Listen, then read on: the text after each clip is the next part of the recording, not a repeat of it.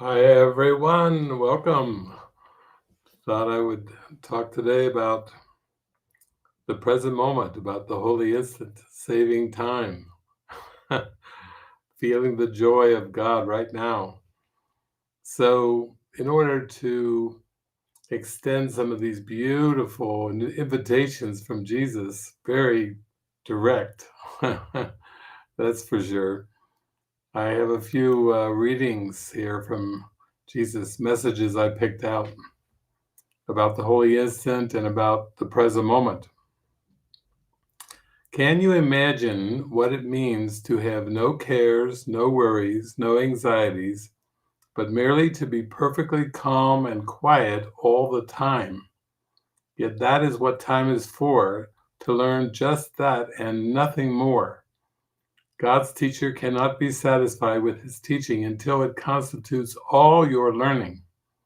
He has not fulfilled his teaching function until you have become such a consistent learner that you learn only of him. When this has happened, you will no longer need a teacher or time in which to learn. One source of perceived discouragement from which you may suffer is your belief that this takes time and that the results of the Holy Spirit's teaching are far in the future. This is not so. For the Holy Spirit uses time in his own way and is not bound by it. Time is his friend in teaching. It does not waste him as it does you, and all the waste that time seems to bring with it is due to your identification with the ego, which uses time to support its belief in destruction.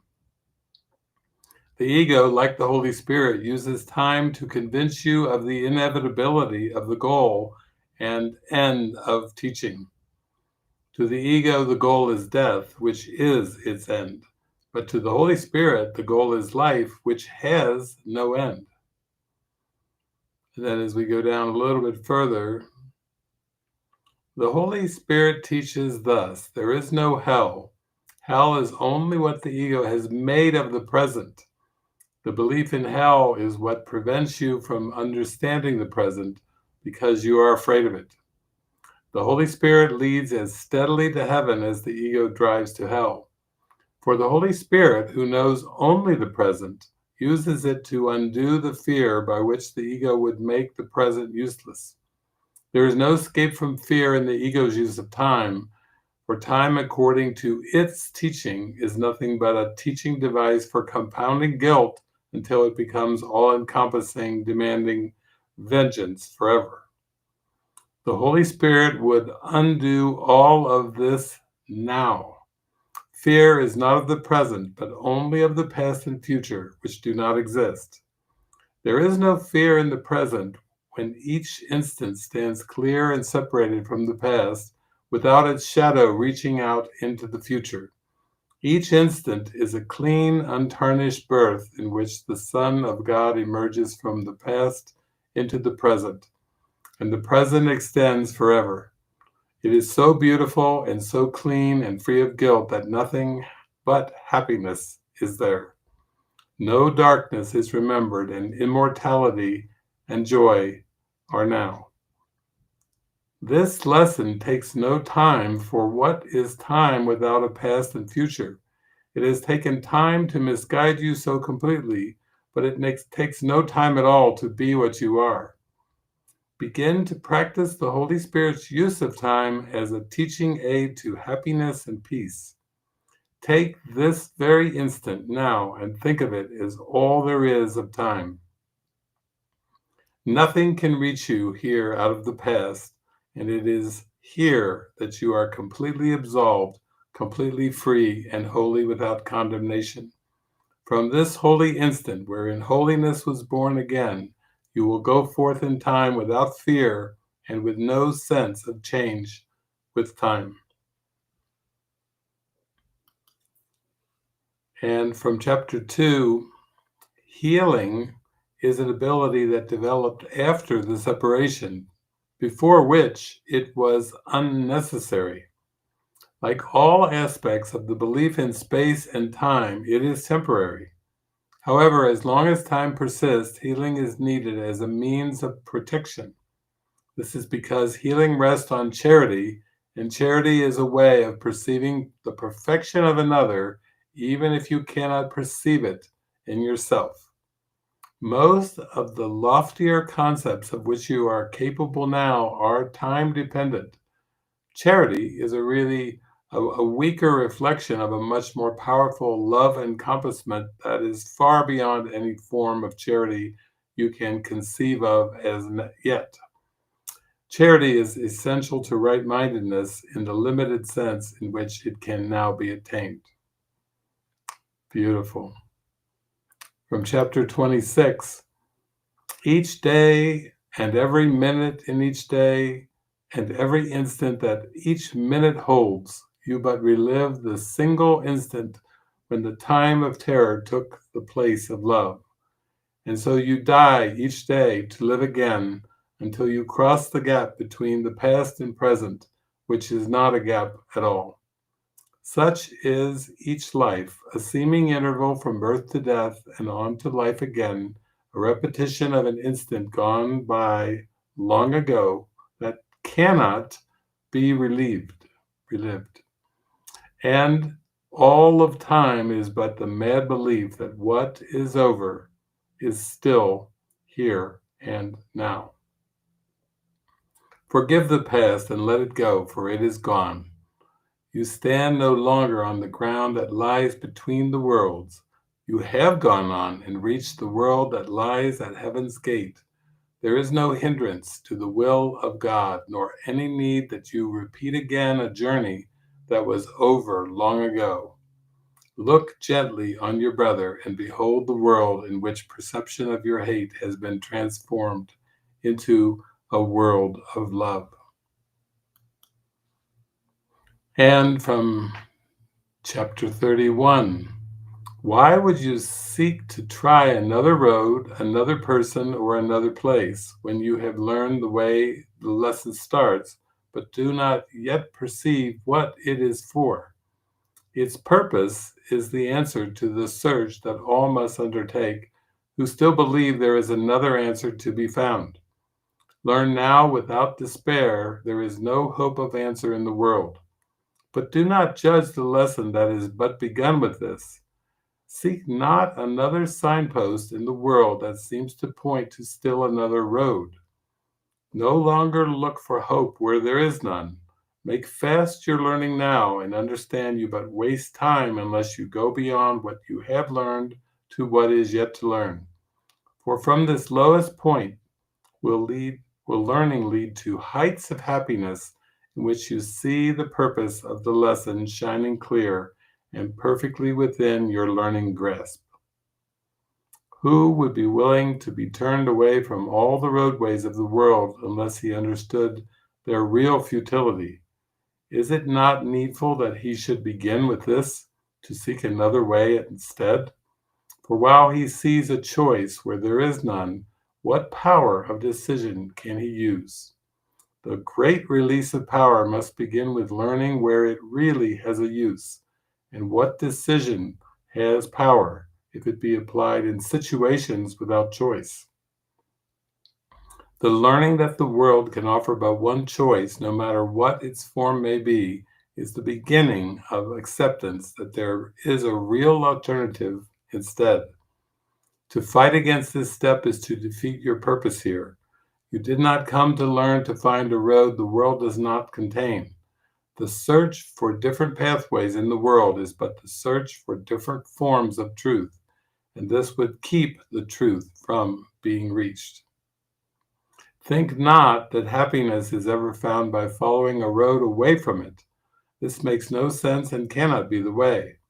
To you who seem to find this course to be too difficult to learn, let me repeat that to achieve a goal, you must proceed in its direction, not away from it. And every road that leads the other way will not advance the purpose to be found.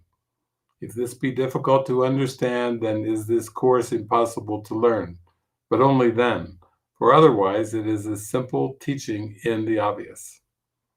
There is a choice you have the power to make when you have seen the real alternatives, Until that point is reached, you have no choice, and you can but decide how you would choose the better to deceive yourself again. This course attempts to teach no more than that the power of decision cannot lie in choosing different forms of what is still the same illusion and the same mistake. All choices in the world depend on this. You choose between your brother and yourself, and you will gain as much as he will lose, and what you lose is what is given him. How utterly opposed to truth is this, when all the lesson's purpose is to teach that what your brother loses, you have lost, and what he gains is what is given you. And from Workbook Lesson 164, now are we one with him who is our source. What time but now can truth be recognized? The present is the only time there is. And so today, this instant, now, we come to look upon whatever it is forever there, not in our sight, but in the eyes of Christ. He looks past time and sees eternity as represented there. He hears the sounds the senseless, busy world engenders, yet he hears them faintly. For beyond them all, he hears the song of heaven, and the voice for God more clear, more meaningful, more near. The world fades easily away before his sight. Its sounds grow dim. A melody far beyond the world increasingly is more and more distinct, an ancient call to which he gives an ancient answer. You will recognize them both, for they are but your answer to your Father's call to you. Christ answers for you, echoing yourself, using your voice to give his glad consent, accepting your deliverance for you. How holy is your practicing today as Christ gives you his sight and hears for you and answers in your name the call he hears. How quiet is the time you give to spend with him beyond the world. How easily are all your seeming sins forgot and all your sorrows unremembered.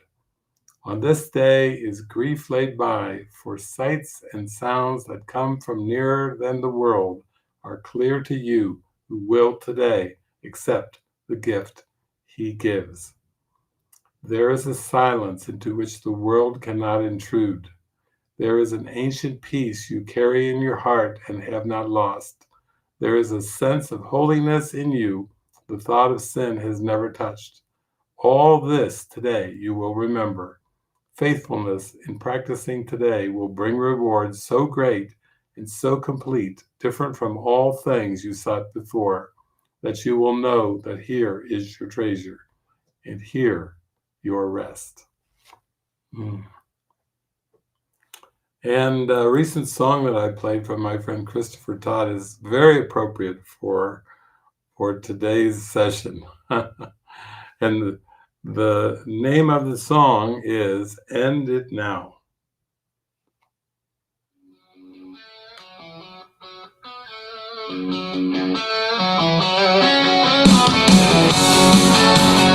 Rock and roll.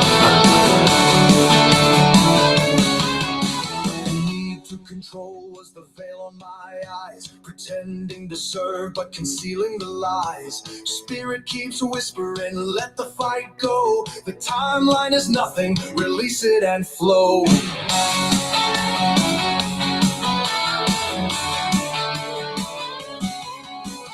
I watched the news and just offered a smile. No reaction needed, just to love all the while. Don't rule over shadows or punish the dust.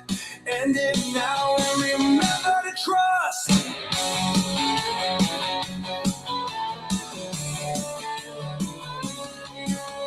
No one controls me and I don't need to try. The voice of the world is a trick to deny. This life is not power, it's built on a bluff. But purpose and peace, that's more than enough.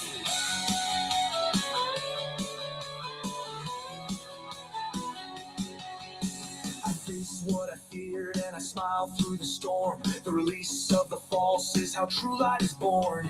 The ego will shout, but it can't override the quiet command to let spirit decide.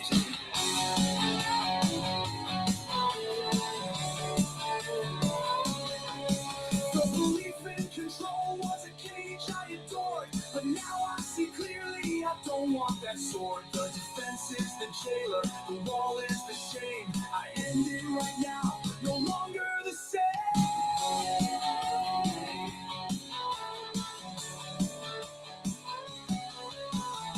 Idols of safety were clever and neat, but they vanish like smoke when I fall at God's feet. I need no reward, I let punishment die. Only love lifts me endlessly high.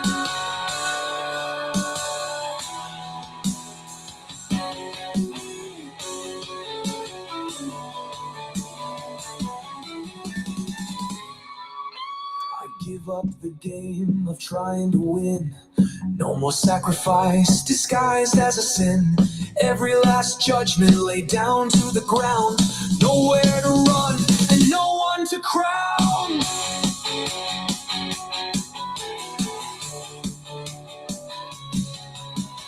Gentle surrender, I rise from the war. My joy is not hidden, I don't need more. This moment is perfect, I lay it all down. I wear peace now, not a worldly crown.